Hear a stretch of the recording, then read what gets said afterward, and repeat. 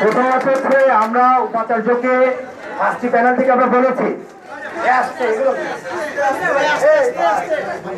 আমাদের দাবির ব্যাপারে করে ইতিবাচক দেননি, বরং তিনি যেটি বলার চেষ্টা করেছেন তিনি বলার তিনি বরং আমরা বলেছি আমাদের নামে যে মিথ্যা মামলা দেওয়া হয়েছে সেগুলোকে প্রত্যাহার করতে হবে।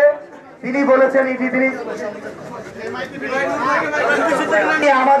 আমাদের কথা শোনেননি।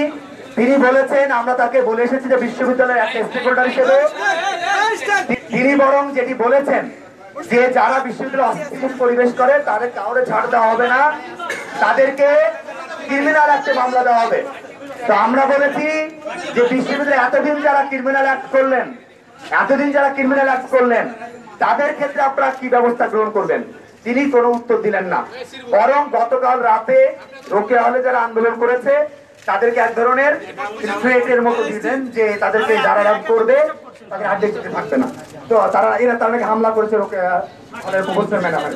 তো আমরা মনে করি আমরা একদম স্পেসিফিক বলছি আগামী 3 দিনের মধ্যে যদি এই নির্বাচনকে বাতিল করে পূর্ণ তফসিল দেওয়া না হয় এবং একই সঙ্গে এই নির্বাচন পরিচালনার সঙ্গে যারা জড়িত ছিল গুরুত্বপূর্ণ পদে তারা যদি পদত্যাগ করে নতুন পূর্ণ তফসিল দেওয়া না হয়, মামলাগুলো যদি প্রত্যাহার না করা হয়, আমরা কিন্তু এর পরবর্তীতে ঢাকা বিশ্ববিদ্যালয়ের মতো জায়গাতে ঢাকা বিশ্ববিদ্যালয়ের গৌরব এবং ঐতিহ্য পুনরুদ্ধারে আমরা কঠোর ঢাকা বিশ্ববিদ্যালয়কে অচল করে দিতে বাধ্য হব।